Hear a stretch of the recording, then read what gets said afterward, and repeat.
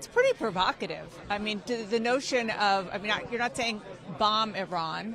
You are saying strikes. It sounds like you're saying limited strikes, but any strike directly at Iran would no doubt cause a much broader regional war. I actually disagree. I think the fact of the matter is by striking Iran, you de-escalate the situation. You do not How escalate so? the situation. Well, you've had 100 attacks on American military personnel since Joe Biden's taken office, over 40 since October the 17th. What we know without question is appeasement leads to war. It leads to conflict and it leads to chaos. And that's what we're seeing right now in the Middle East. The one thing that we have not tried is to actually strike the head of the snake.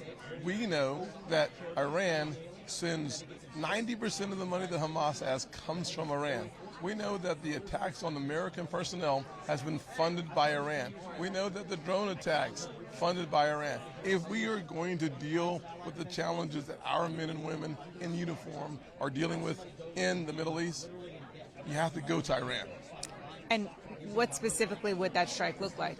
Well, we would use precision missiles to strike within Iran. We would use our MQ-9 to do so, number one. Number two, I would suggest that as opposed to striking an empty warehouse, that we strike military assets that would reduce their ability to impact our people.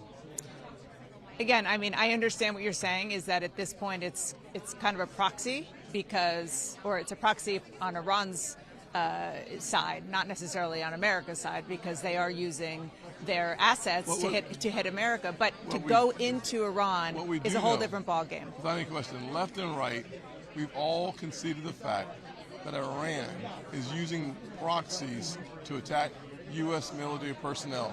You want to reduce the likelihood of their proxies attacking more military personnel. The most effective way to do that is to strike Iran. Let's talk about the issue of abortion. Yes. And it's very loud in here, so thank you for bearing with us. You were very clear about your position on abortion, which you have been in the past. Towards the end of the debate, Governor DeSantis was pretty tough on conservative activists. He called it the pro-life community. Yes. Saying that the pro-life community was effectively, these are my words, not his words, asleep at the switch. Yep. And that is in part why Republicans and those who are anti-abortion are losing these referenda across the country. Do you agree with that? I don't agree with that whatsoever, number one. Number two, I would say without question, 72% of Americans agree with a 15-week limit. A 15-week limit on the national level would stop what we saw just yesterday, Ohio having the ability to have abortion up until the day of birth. What we want in this country is to protect the culture of life. Giving states the ability and the flexibility to have 15 weeks to figure out the issue of life is long enough. Going beyond that, in my opinion, is just wrong and unethical. And it is a position where I believe, because 3 out of 4 Americans are there, and both Republicans and Democrats could come together and get that legislation passed, that would be an important signal to this nation that we continue to create a culture of life and we give the kind of flexibility to states to make a decision. How do you think what Governor DeSantis said is going to sit with the anti-abortion groups that... With the pro-life groups? Yeah. Yeah, so with the pro-life... Talking about Iowa, talking about in a state like yours in South Carolina? I don't understand why he said what he said. There's no reason to insult the pro-life voter unnecessarily. And frankly, if you were going to have a constructive critique, that's one thing. That was not a constructive critique. I believe that the strongest base in our party is the base of common sense. It doesn't necessarily mean just the pro-life issue. Economic issues, military issues, energy issues. But it does include the pro-life issue. So Ronald Reagan said it really well. The 11th commandment, thou shalt not insult a fellow Republican? You got it. Well, but that's what that whole debate was like. That's what debates are for. Debating each other is one thing. Insulting our voters is a totally different thing. I see what you're saying.